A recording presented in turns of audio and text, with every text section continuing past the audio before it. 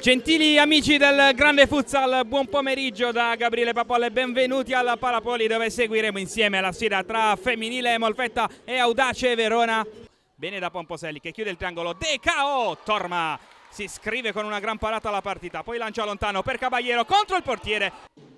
Pomposelli con spazio, traversa poi incredibilmente DKO, anticipata sulla linea da Horvat, ancora palo di Ferreira, c'è da aggiustare la porta, doppia clamorosa palla gol per l'Audace Verona. Horvat anticipa tutti e riparte in 3 contro 2, Horvat da Matranga, la palla di Matranga, sterza, Matranga, in buca, Vittorelli, poi Horvat, ancora si salva l'Audace, si sta accendendo Femminile Molfetta Audace Verona e alla fine il pallone torna per Zandona, Zandona, Saltapati, Zandona, l'uscita di Torma.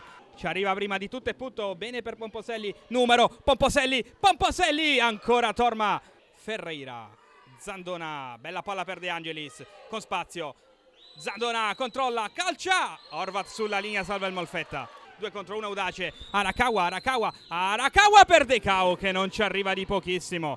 Cochito porta palla da Gurrieri, in buca per Matranga, De Angelis, miracolosa. Enrico, ancora, Cochito, sterza, Cochito, Murata, Cochito, Enrico, in qualche modo De Angelis, si salva ancora l'Audace.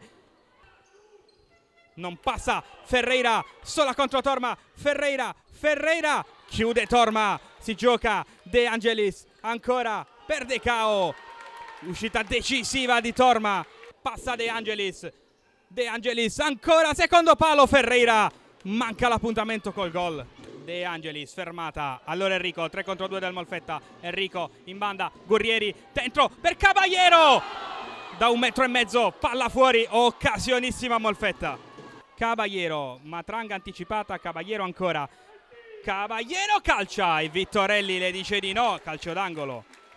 Ferreira avanza, Ferreira, Torma para, perde palla Enrico, Ferreira, fermata da Cochito in disperato tentativo. Chiusa la Caballera, 4 secondi, De Angelis, ultimo tiro deviato, non c'è più tempo al Palapoli, finisce 0-0 tra Femminile Molfetta e Audace Verona.